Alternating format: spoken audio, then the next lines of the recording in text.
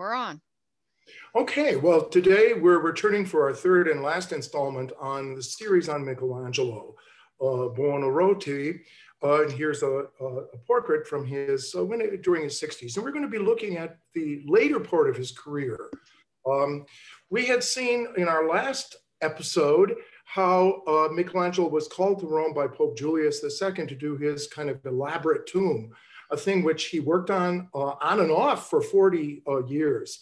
This Moses is the most magnificent piece, and it's a very much an idealized portrait of Pope Julius II.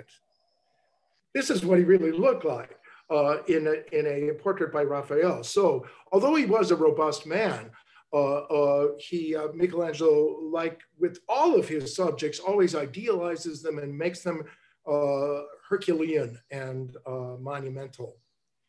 Also, while there, he reluctantly painted the ceiling of the Sistine Chapel, and these were the two subjects of our last talk.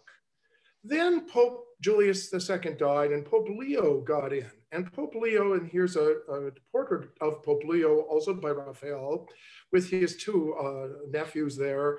And I forget, one of them was a cardinal, another one eventually was buried in Florence. Leo X is a Medici pope, and he remembered Michelangelo because Michelangelo lived in the palace of the Medici when he was a teenager for a few years, and Michelangelo is the same age as Leo X. However, Leo X preferred to work with Raphael and Bramante and Sangalo, and felt that Michelangelo was too tempestuous,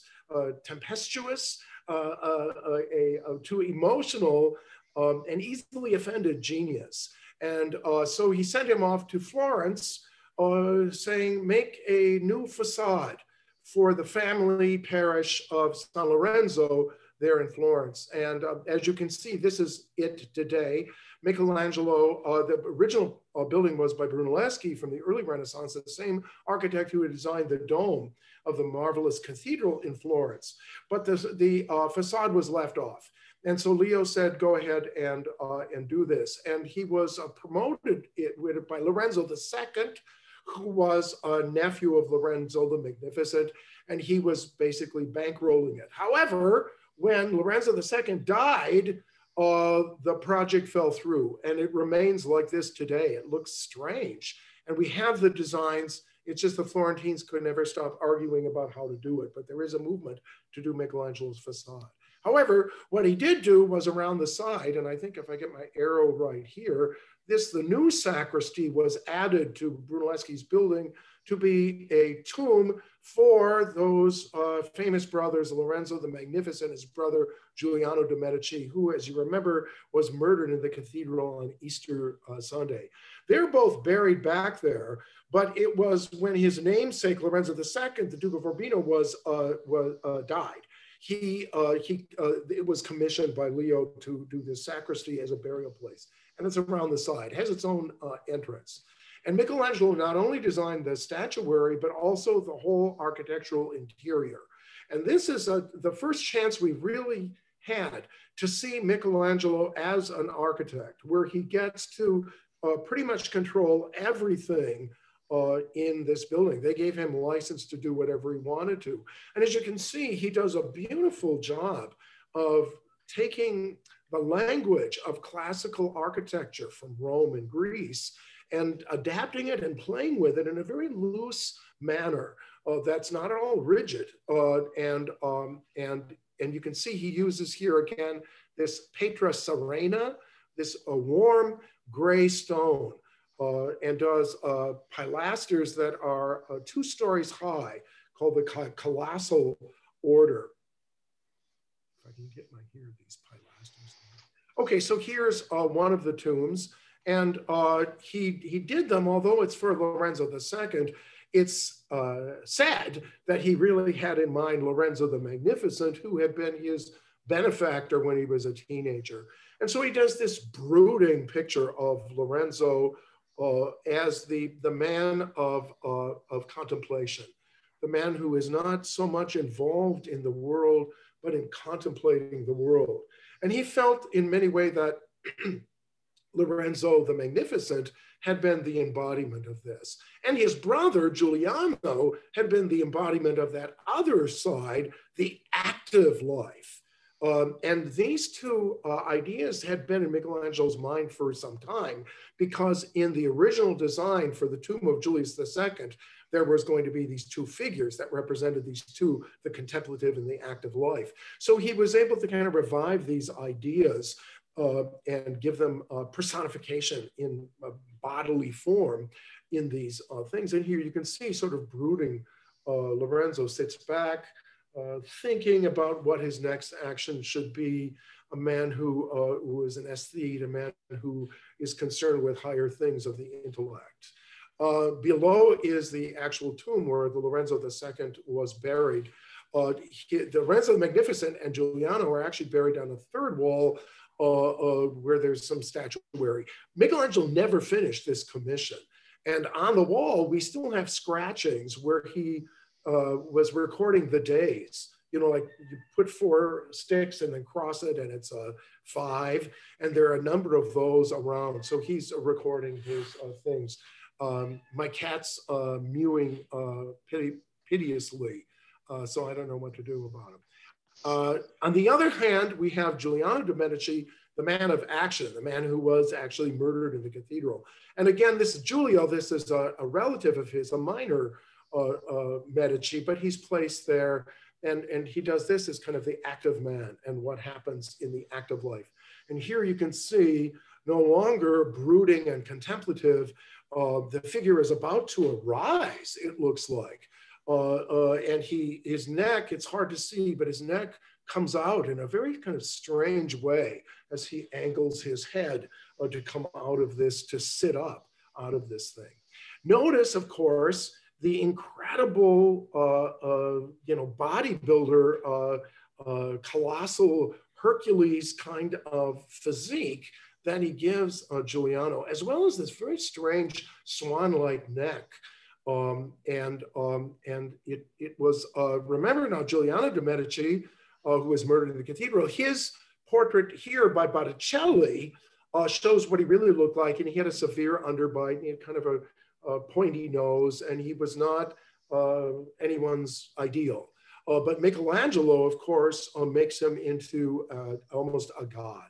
And one of the relatives, while Michelangelo was working on the sculpture, came, because he worked right there in the sacristy, came and said, like, you know, it's beautiful, maestro, but it really doesn't look like my uncle at all. And Michelangelo came right back with an answer saying that it doesn't really matter, because 500 years from now, no one will remember Giuliano de' Medici except that Michelangelo sculpted him. So it's almost like nature will come to the fore. Michelangelo gives the definitive portrait in this idealized Hercules of an active man. I wanted to point out too here the sarcophagus underneath, and I don't know if it's this one or the other one, but there is an illegitimate son of one of them that was buried in there, Alessandro de' Medici, and there's a whole interesting story that goes along with that, because he was rumored to be the illegitimate child of a servant woman and so forth. Anyway, look it up. It's a great story. This should really be, all these should be, you know, dramatized, because it's such a wonderful story of power and art and so forth.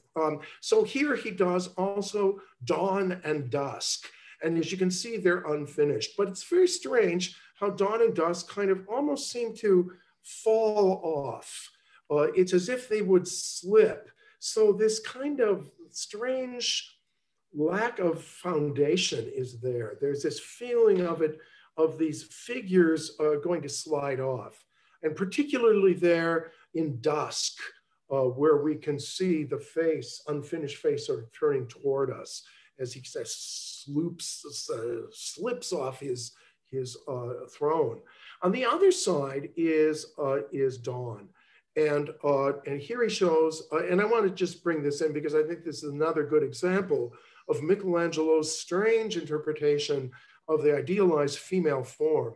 It is true that it was not considered proper or legal even to have a nude female model for you. So typically what they did is they would have an apprentice, you know, a 13, 14-year-old boy stripped down, and then using statues of women and so forth would Richard? bring it together this way. However, Michelangelo doesn't seem to be taking a 13-year-old apprentice, but rather a 250-pound bodybuilder or linebacker as his model. And it's strange how the breasts sort of hang uncomfortably on that muscular chest. It's a very strange vision of feminine beauty. So unlike Raphael and Leonardo. I want to also point out a very strange detail, if I can get my arrow back, is this mask that's sitting there, because if you look closely, and it's very hard to get a good photograph of it, but it's a mask, and behind the mask is a face. And the face is Michelangelo's face. So Michelangelo is sort of peeking out through the mask, and he's sticking his tongue out of the mask. Do you see that?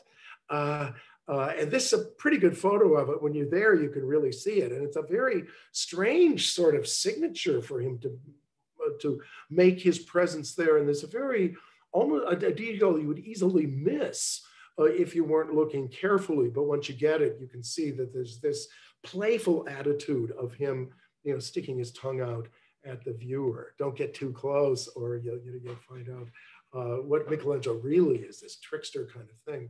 He also at this time was commissioned to design the Laurentian Library, which is right next to, which is part of that whole complex of San Lorenzo church and the sacristy and so forth, and the library there as well. He designed this interior. It's a very strange kind of interior. And here again, it shows his innovation, because even though he uses forms like volutes and pillars and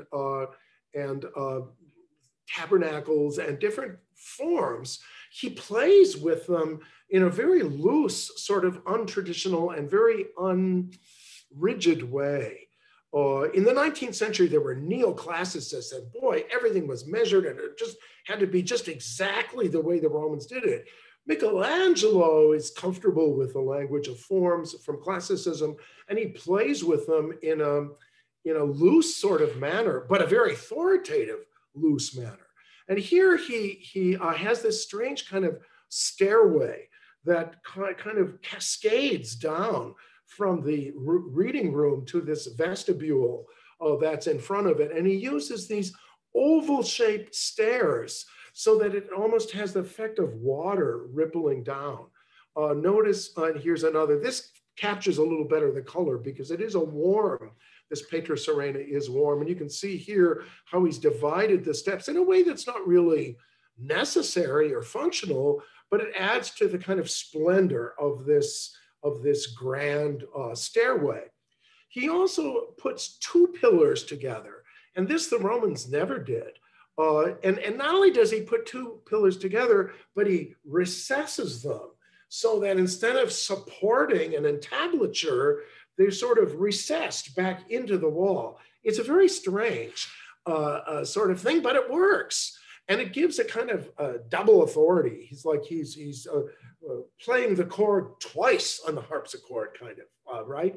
And it has this wonderful musical quality. We're going to be looking at architecture today. And architecture is the hardest thing to teach because although, you can see a painting pretty easily or a tapestry, and if you get a sculpture and it's lighted well and you have several views of it, you can get a feel for the sculpture. But architecture, it's very hard to represent in photographs or in ground plans and so forth. Yet some of the greatest stuff is the architecture because it surrounds you. So when you're into this entryway to the Laurentian Library, you can feel the almost musical forms of repeating forms and so forth. And then he also does these little tabernacles here that are like blind windows. They're not really windows, they're a placeholder underneath the window and a story underneath.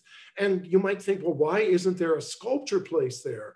Because Michelangelo wanted the blank. He wanted placeholders, he wanted to divide up the space in a pleasing, beautiful, kind of surprising and delightful, but yet magisterial way.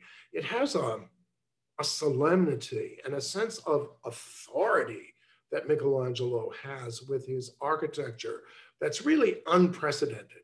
And he doesn't come into his own with architecture till his 50s and 60s. And he lives to be almost 90. He lives to be 89. Here's another view. I think probably the color in this one is the closest. It's hard because it's a vestibule. And there are photos of fisheye lenses and stuff, but those things distort it so much. I thought you'd get a greater sense of the rhythm and structure and the musical kind of quality of his architectural interiors. As he advanced in age, he was given more and more architectural work. People saw this guy can not only do sculpture and painting, but he is also a master of architecture. Now, the leading architect had been Donato Bramante, and we had looked at him last week because he had designed the original St. Peter's, and he had also designed this palazzo, which has been torn down, but it was Raphael's house, and it's by Bramante. But this gives us a reminder of what a Renaissance palace is. And a Renaissance palace, like the Medici Palace or like Raphael's house, has a rusticated first floor with very heavy sort of stone, deeply incised, heavy looking. Then there is here a balustrade to mark the second floor, which is much lighter. And here he uses those double pillars as well that he had taken from Michelangelo. And so the second floor is the piano nobile. It has more of a sense of lightness and so forth. And then there's that overhanging eave. So that's the basic, it's a three-layered cake sort of way to think of a Renaissance palace. Well, Michelangelo was given this challenging task of the Palazzo Farnese, the Farnese Palace in Rome, the Farnese family. And the first two stories had been completed by Andrea del Sangalo, but he died. And so they asked Michelangelo, will you complete the building? And so he did the third floor and made it harmonize with the rest of the facade. And he also did interior courtyard. And here's the courtyard inside. And this is entirely Michelangelo. And again, he does that three-layered cake kind of a thing where the heavier stone is on the bottom. And he uses also called the Tuscan order that doesn't have a fancy capital. It has kind of a plain, looks like a little round cushion as a capital. So it's a very kind of plain. Then you get to the second floor and we have these Ionic pillars, which are more slender and graceful. They're fluted with lines and they have that graceful volute at the top that looks almost like a scroll that's unrolling. So what he's doing, and he uses this kind of yellow stone to do it. So we move up that second floor, and then on the third floor, he gets even lighter, so that instead of fully three-dimensional engaged pillars, he now has flat pilasters that are also fluted and that have and that are multiple on the top. So you see how it goes from heavier to lighter to very light. You see, so it has a sort of gravitas to it that it seems anchored as you look around. Also notice that the top floor is a little longer than the second floor. It's a little higher. It reaches up. That third story is not on the same scale as the second story. And here, I should have shown this before, you can get a closer examination of exactly how he gets lighter and lighter as he moves up the interior stories. Here there's a balustrade so that you can come out in the balcony. Here there's no balcony, it's just flat, right? And here, instead of a single pillar, it's a composite pilaster, which means it's a flat pilaster, but it's also sort of on top of one another. And he's the first person to have done that. It's kind of a strange, almost like an accordion unfolding there. So it has this, so he's elaborating on the idea of a palazzo that starts heavy, the piano nobile, and then finally the third story. The strange thing with this one was, and people were when they saw the plans, they didn't know what to think. Because look at how much bigger the third floor is than the second floor. It's quite a bit bigger. And most radical for Michelangelo is this incredibly huge overhanging cornice.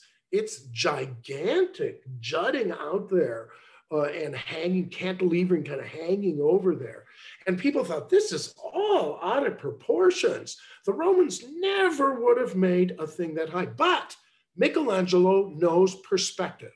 And he knows that as you're looking up from the bottom, things appear to get smaller as they go upward. So even though in this photo, we do get, it does look distorted, when you're actually there, it looks perfect.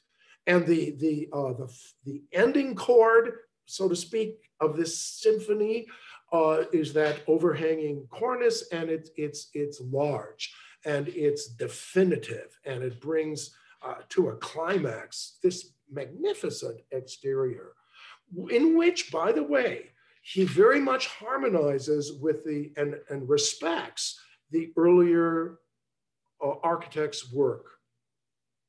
You know, he doesn't try to eradicate the work. Well, his masterpiece of perspectival playing with architecture is this: his commission, difficult commission, to do a hill. You know, Rome has 7 hills, and one of the hills is the Campidoglio, and it overlooks the Roman Forum. Right on the other side are the ruins of, but it's a hill.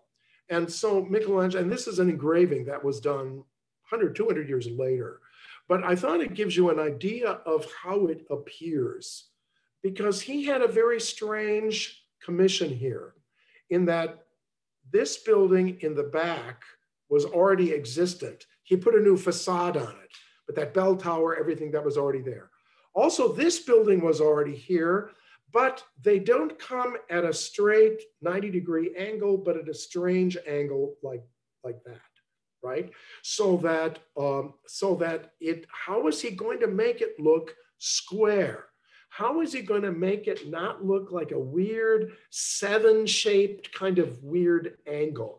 And he came up with a magnificent and brilliant solution to this design problem, is that he built see how that's off like that? And you can only see it really from a helicopter, you know, really. Because when you're there, it looks perfect. But what he did is to counteract that unsquare corner, he reiterated at the same wrong angle another building, put identical facades on them, and then in the center did a design for the paving stone that was oval. And the oval, as a derivative of the circle, kind of brings all of it together. And the oval doesn't look like an oval when you're there either. It looks like a circle.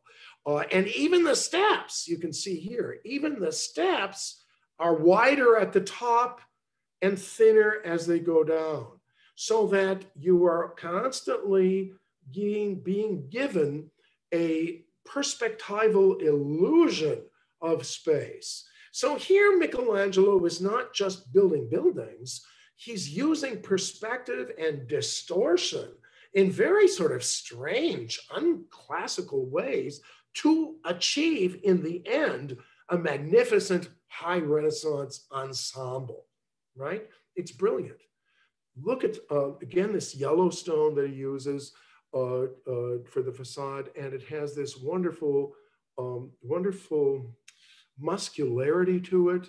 Let me get another, here's another one. And here, because of the setting sun, it throws the architecture into high relief. And here again, you can see he uses this colossal order of a pilaster that spans 2 stories and is crowned with a magnificent Corinthian capital. And this is the one the Romans liked. So if you go right over the hill and you look down the Roman Forum, you'll see all sorts of this kind of these kinds of colossal things. And again, here he piles them up in these unusual sort of way. He even, to give it greater stature and greater muscularity, he lifts up this colossal pilaster on a pedestal, right? As you can see here. And you get an idea of the scale of it by seeing, you know, people here. So it has a grand scale, but not unlike a Gothic cathedral. Because a Gothic cathedral like Notre Dame in Paris, it's hard to tell how big or how small you are, because everything goes up to that pointed arch at the top. And it's really hard. Here, you can measure your body against the proportions of the buildings. It's meant to be colossal. It is meant to be muscular. It is meant to be authoritative, but it isn't meant to bully you or to overpower you. You still have a feeling that man is the measure of all things, and that you, especially when you stand right in the very center of the ensemble and you look around you, Michelangelo's colossal, monumental architecture surrounds you on all sides, and yet you're outdoors. So it's a very moving kind of a thing. Now notice also here how he articulates the space, and I love this photo because of the setting sun, as I said, cast these shadows. But here you can see almost like those muscles on his male nudes that are rippling and so forth, right? This has that quality, a muscularity, where you kind of go into the shadow and you come out, and then you come to this giant colossal thing, and then you're in, and then you're kind of out again. So it has a breathing almost quality of waves or of muscles that go across, that envelop the structure. And it's absolutely fantastic. He also brings in some colossal statues here and here of river gods that were from the baths of Caracalla, which were unearthed during the Renaissance. As I mentioned in an earlier lecture, Rome was really a kind of a backward place during the 1400s. When Florence was at its height, Rome had some interesting ruins, but it was a kind of a medieval city.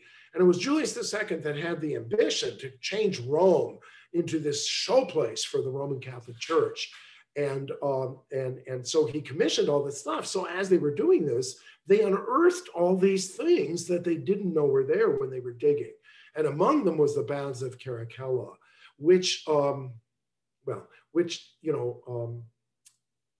Penn Station, the old Penn Station or Grand Central Station, or the one in, what's it called, Union Station in Chicago, or the one in Washington, D.C., they're all based on the baths of Caracalla, which were unearthed at this time. Just on the other side, this is the hill. If you just go past that church-like looking structure, you'll descend right into the Roman Forum. So it's this outlook kind of post that you have there.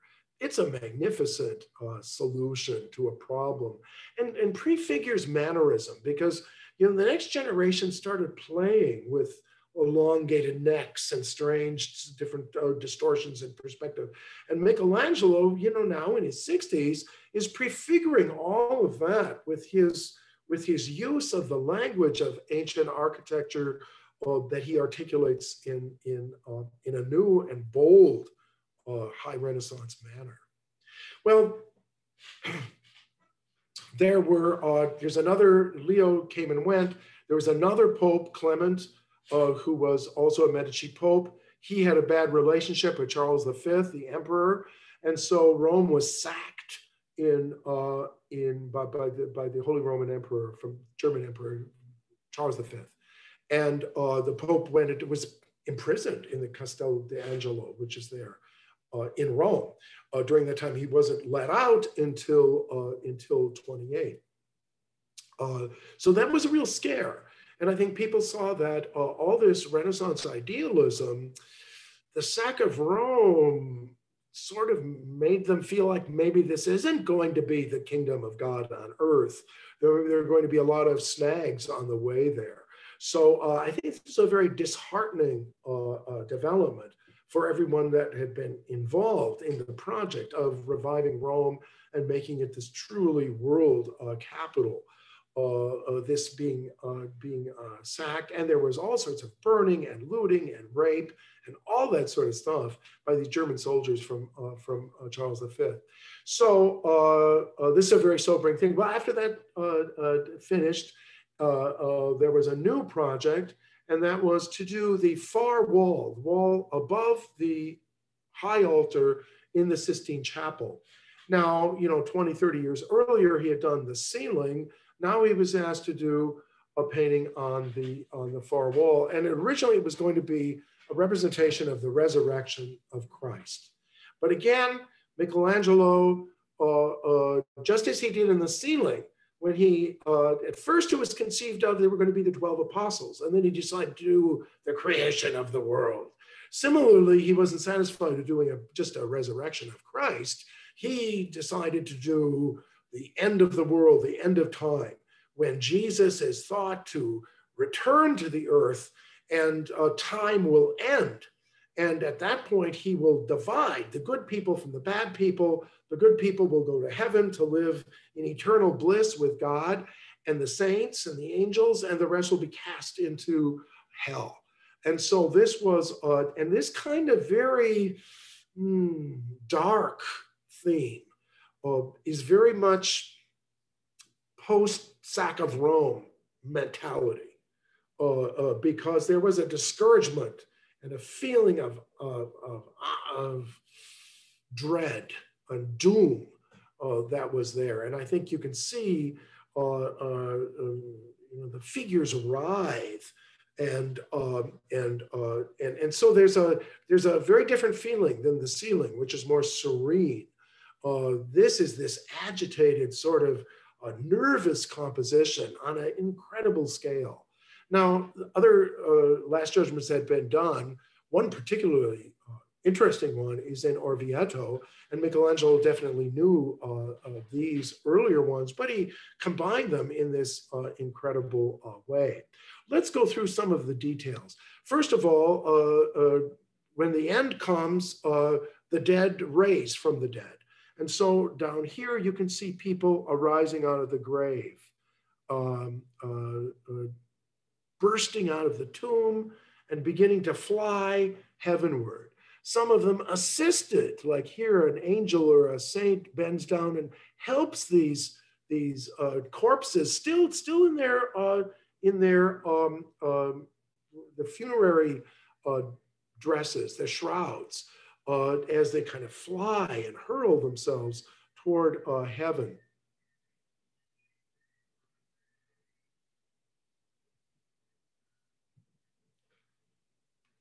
I don't know where that music, I think maybe someone's not muted. When they get up to heaven, here are the saints and angels. Here's another one of these burly female nudes. And they all are waiting anxiously. Look at this man here, waiting anxiously for Christ's decision. Are they going to be saved or are they going to be damned? This is the moment before. We're not really sure how it's going to go. Here is the central theme of Christ. And he seems to be, just as Moses was earlier, seemed to be getting up out of his chair. He's neither sitting nor standing. He's arising out of the throne of justice. Mary turns her face, his mother turns her face. She can't bear to see the judgment that's going to be about people. With his left hand, he gestures for the saved to arise on that side. He gestures gently, coaxes them. With the other hand, he damns the damned to eternal torment. I want to point out here this saint, and I forget which saint it is, but he was flayed. The saint, the Romans, to kill him, they skinned him, and he holds his skin in his hand. And I wanted to show that actually this is a self-portrait. Just as he had placed himself there behind this mask And just as now he, he kind of places a self-portrait there in this dilapidated skin. And you can see here in this portrait of him when he's around 60, you can see the resemblance. So this is him, and notice that he's kind of on the side of the damned, not on the side of the saved. And this kind of, this also brings to mind Michelangelo's guilt. He felt, and this comes out in his poetry more than in his other work, is this sense of guilt, the sense of dread, the sense of impending doom that he sometimes has. He can wax very elegantly, but he can also talk from the depths of despair. And part of this it has to do with his homosexuality, because there are a lot of the letters and sonnets are written to a young man in which he was head over heels in love in his 50s. So we find in his this kind of but he wasn't a modern gay man who isn't apologizing to anybody. He wasn't like that. He was a creature of his time. And at that time, homosexuality wasn't considered something you were, but something you did. It was a vice. It was like people who drink too much or people who have a knack for gambling. Anybody could kind of get into it. And once you're into it, it's a sin and it's a vice. So this is probably how he viewed it. Although, he was bold enough to actually express himself, we don't know whether this relationship was ever consummated or whether it remained a platonic relationship only.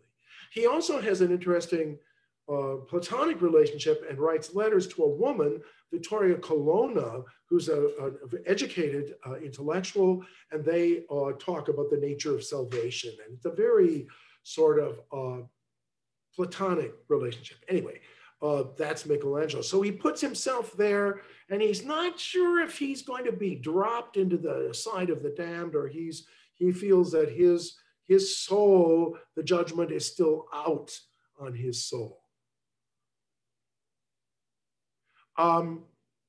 Here are the damned that are being hurled into hell. They're falling from the heavens, but they're also being pulled by demons who they're not falling fast enough. And among them is this figure here, which it has an interesting story associated with it. There was an intellectual cardinal or something like that, and he came to see the Last Judgment while it was being painted, and he was very critical of it because he said there's all these nudes. There are all these male nudes writhing around. This gives birth to the vice of homosexuality. This is not a good thing that we want to have in our chapel. And in fact, later on, one of his assistants was hired to paint little breechcloths over everybody's genitals so that it would not be offensive. Well, the cardinal that said this was offensive, Michelangelo defended himself and said he's not going to repaint it, and he wasn't asked to. But because of his kind of grudge against this cardinal, he places him in this figure, this damned figure who's naked, cowering, being dragged into hell by demons. So he immortalized his critic here in this manner. And as they go, they're being let off a boat and descend into the abyss, which is on the right. And you can see a gaping hole here with color coming out like fire. And so this is the tale of torment that awaits those who are not good. Right? So an interesting thing is right in the very middle is the altar itself. And here are the candlesticks and the little crucifix that's on the altar. So you can see the altar is right in the middle, just where the human soul is, poised between its tendency toward evil and damnation and punishment, and then, but also those angelic, those transcendent, those altruistic aspects of ourselves. And so he shows this as a struggle between these two forces, toward the good and toward the evil. Man kind of caught in the center of this, that's his existential situation. is caught between these two warring natures. And Michelangelo is very aware of this sort of internal damnation and internal struggle. And so I think it's interesting that he leaves the final judgment to be, he leaves the final judgment to Christ. And so that we, as we approach the altar, I guess for communion, we have to wonder ourselves, are we going to be among the damned or among the saved? And it's that kind of that existential dilemma that characterizes the human condition. And the human condition, especially now, as Michelangelo gets older, as a lot of the things that he had wanted to do didn't come to be, a lot of the ambitions, spiritual ambitions of the Renaissance were found to not materialize the way that they had hoped it would. And of course, we can't blame them because the Renaissance aimed very high. They wanted to achieve the kingdom of God on earth by collaboration between the good parts of human beings and the divine grace of God, that together we might fashion this earth into a better, more just, more humane place. But with the sack of Rome, with the Protestant Reformation happening in Germany and other lands, breaking off from the Catholic Church, with the return of the bubonic plague at the end of the 1520s, people began to have a feeling that maybe this anticipated salvation would have to be deferred. And so in the Last Judgment, I think Michelangelo shows a more, what do you call it? A more depressed, a less hopeful summary of the human condition than what his magnificent ceiling of decades earlier had done. He also is beginning to complain physically that as he reaches, 70 and so forth, it becomes more difficult for him to just physically do it, because painting is a very physical thing, and sculpture even more so. And yet he continued to do sculpture and painting right up to the very end of his career. And his work continues to get better and better and better. So at the end, his very best work comes at the very end. And this is unlike others. Some masters can't maintain that. Picasso is a great example. He does magnificent things, but then as he gets old and he lives into his 90s, they begin to be kind of silly and they break down, and he's showing himself as a monkey and very strange kind of stuff that comes at the end of this otherwise brilliant career. Not everyone can maintain that to the end, but Michelangelo did. And he not only did he maintain his authority, but he got better and better as he got more seasoned and more experience. Also, of course, his reputation now was the divine Michelangelo. He wasn't struggling at all anymore, had more commissions than he could possibly fulfill. But probably the last statement, or in some ways his final architectural statement, and the culmination of his career as an architect, was he took over the project of the redesign of St. Peter's Basilica. Remember, the old St. Peter's had been built during the 3rd century, and it had been torn down by Julius II, who wanted to build a bigger, more magnificent church. And St. Peter's is the largest church in the world, so he was able to achieve that. This coin that was struck shows Bramante's original design for St. Peter's that includes 4 bell towers and so forth. Here is his design as a floor plan. So you can see that it's a centrally conceived of church. It doesn't have a long nave. It's all centered around this dome. This is a drawing made later that tries to flesh out the designs of Bramante so we can see really what he had intended for St. Peter's. It was a large church, but the parts kind of don't all fit together comfortably.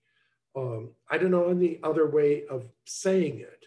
It's like there's not one dominant thing, even though the dome, the central dome is very authoritative, those other things vie for our attention.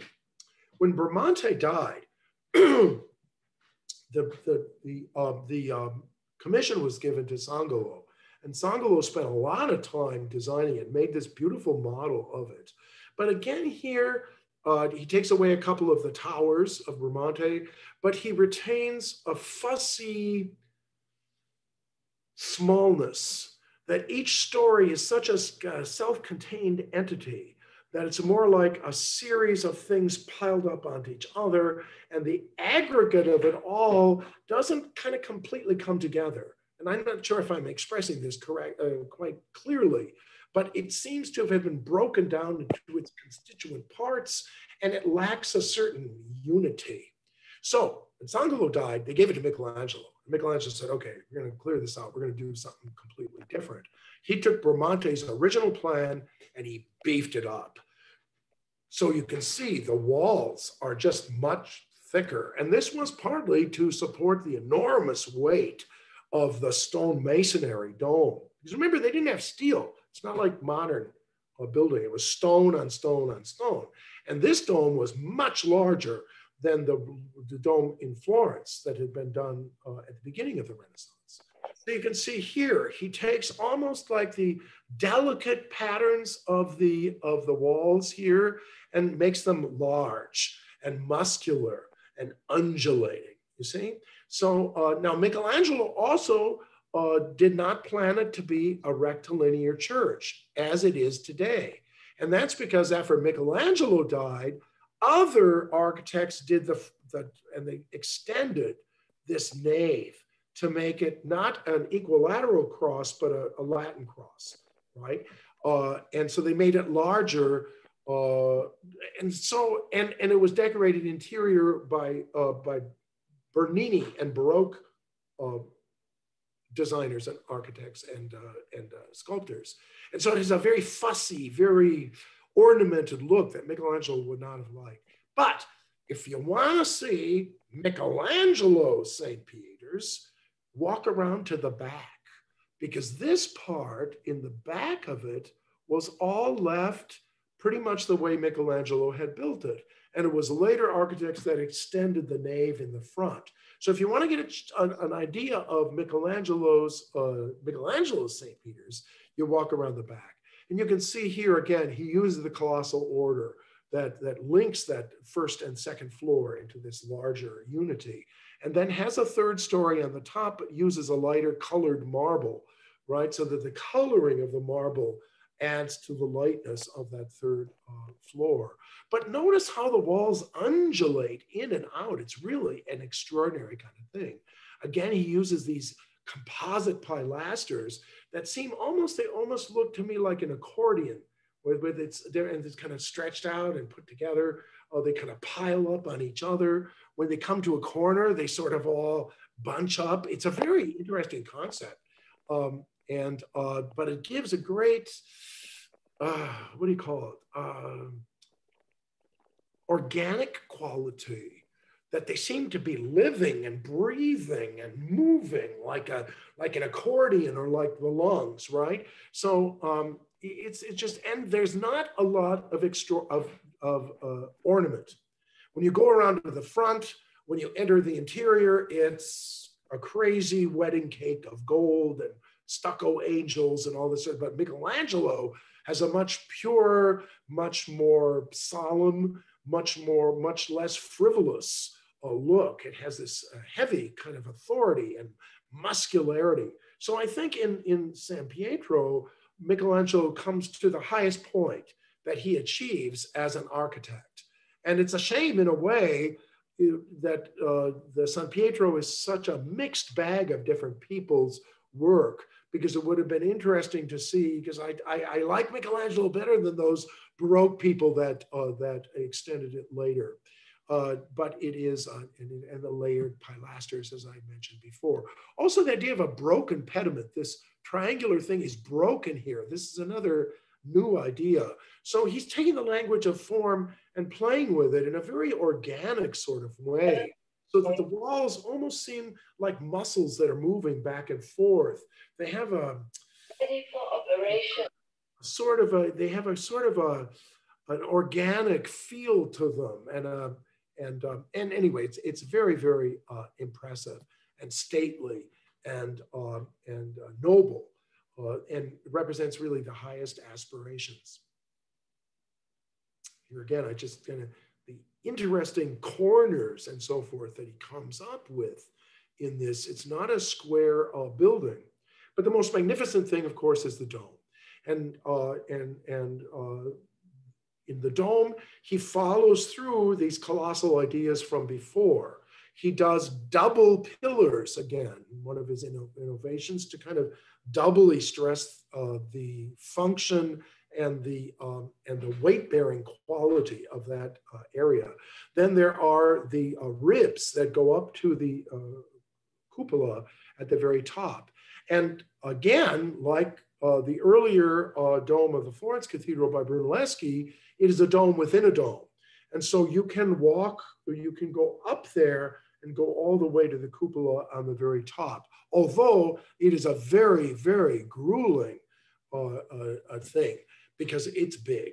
And if you're not in shape, you don't want to do it. But it gives you a real sense, because you can poke your head out at different points in there and there are lights. You can see there are windows up here so that you're not in the dark as you're going up there. But it has this wonderful feel. And, you know, it almost looks round, right? And from the bottom, of course, the bottom, it does look round, but actually it's attenuated. It's pulled up into kind of an egg shape at the top. Do you see that? Just the slightest bit. And this again is a playing with perspective in a way, so that from below, it will have this magisterial look. But also, it has been said that it's like a muscle contracting. If you think of making a muscle, the muscle kind of pulls up. It's like that. It's almost as if Michelangelo is reaching up toward heaven, or that God is reaching down, and together, you know, they're pulling this up heavenward. It's a symbolic last statement of Michelangelo that is very positive. And he never lived to see it finished. He saw it, but it was built to his specifications. The dome is Michelangelo's, and whatever else was done with the courtyard in front and the Baroque facade, Michelangelo's dome still remains as one of the high points in the landscape, and especially at night. If you get to a place where you can see the dome against the setting sun, that sense of this muscle reaching up is very strong. And so it does end up being one of the most powerful realizations of his colossal Herculean humanism in this dome.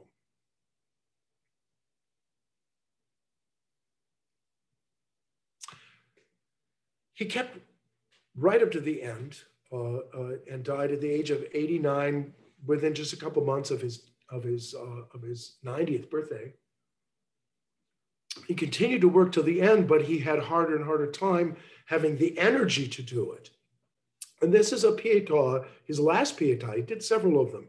We saw the early one, the most famous one, when he's 20, but now in his 80s, he's doing this. And many people thought, amused, that this might have been intended as a gravestone for him.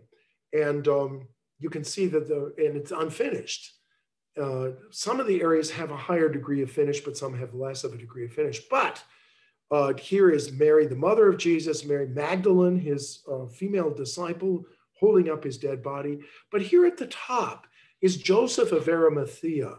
And Joseph of Arimathea he just makes his appearance once in the gospel stories, but he is a sympathetic Pharisee, well-to-do Jew, and he is a disciple of Jesus's. And when Jesus, of course, no one expects Jesus to die during Passover, so no one had made any arrangements to where to bury him. And Joseph of Arimathea said, put him in my tomb, you know, put him in my tomb. So that's what that was his kind of contribution to the whole thing. And anyway, so they show him at the top, kind of holding up Christ. And it is really a self-portrait. If you compare it to to the known portraits of him, those high cheekbones, that broken nose. Remember, he was punched in the nose by another apprentice when he was a young man, and broke his nose, and it never really came back correctly. Kind of a deforming but defining feature of him. And so here, as a very old man, he kind of looks back over his very long life and his successes and his failures. Some of his things were realized, some of them were not. He had misgivings, perhaps, about his sexuality that he left unresolved at the very end. But it's magnificent to see an artist like Michelangelo live to such a ripe old age, to see him really come to the culmination and the end of his kind of story, and to go out with an incredible bang. And Michelangelo doesn't disappoint us. He is a maestro. He's the divine Michelangelo to the very end. Okay, well, that's it for me. That's it for Michelangelo. This is my website. Go take a look at it. We are going to do more. People have been responding well to the Renaissance. So we're going to, I think it's the 8th, isn't it? Let me look. Hold on a second. We're going to continue. We're going to do Raphael. Right, you're going on to the 8th and the 22nd of April, and then it's every month, 2 things. Yeah, I don't have that newsletter right at my fingertips, but it should be in people's homes by now. Well, we're going to continue with the Renaissance because people seem to like Absolutely. this. So we're gonna keep going.